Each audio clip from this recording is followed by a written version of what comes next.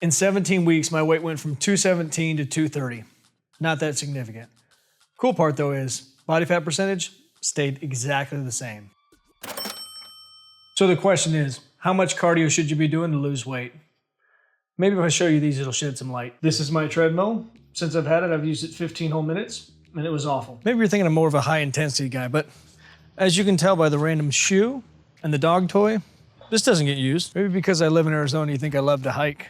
What kind of sick f do you think I am? Couple of quick notes. First, I use an in-body scanner to track my progress, which claims to be the most accurate, but common sense will tell you otherwise. And then you start digging through their FAQs and you realize their margin for error is 2% body fat. Really, I'm just using it to give me a ballpark. I could be anywhere from 10.6 to 6.6, not 6.6, but it just gives me a rough estimate of where I'm at. And the second thing is, I hate to use myself as an example. I think it takes a special kind of asshole to make a video just solely around themselves, but I needed some sort of evidence to prove my point. And that is the only way to build a sustainable program centered around fat loss is not relying on cardio to get you results. I used to see this a lot with competitors, just horror stories of previous coaches who didn't know how to manipulate the diet or break through plateaus. All they could do is just up the stimulants, up the cardio. By the time the show came, they were eating thermogenics like Tic Tacs and they're doing 2 hours of cardio a day, having to sit down to pee, which wouldn't be a bad thing if these weren't all men. Don't get me wrong, cardio is incredibly important, just as far as cardiovascular health, but also as a tool to break through any plateau. But when you make it the foundation of your program, what happens when you hit that sticking point? First thing that comes to mind is,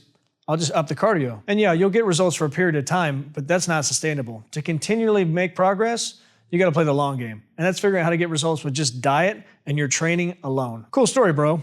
How does that help me? Here's a good starting point.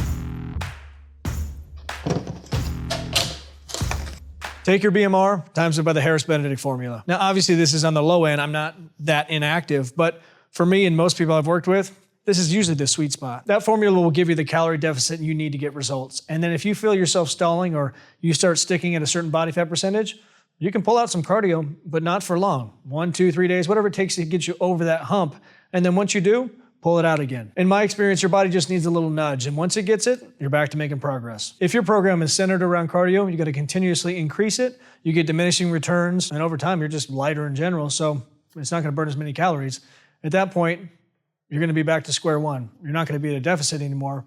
You're f***ed. Here's another video I did on muscle building and diet tips. Also another one of my favorites. Make sure, most importantly, like, subscribe, hit that notification bell. And as always, get after it, get growing. Talk to you soon.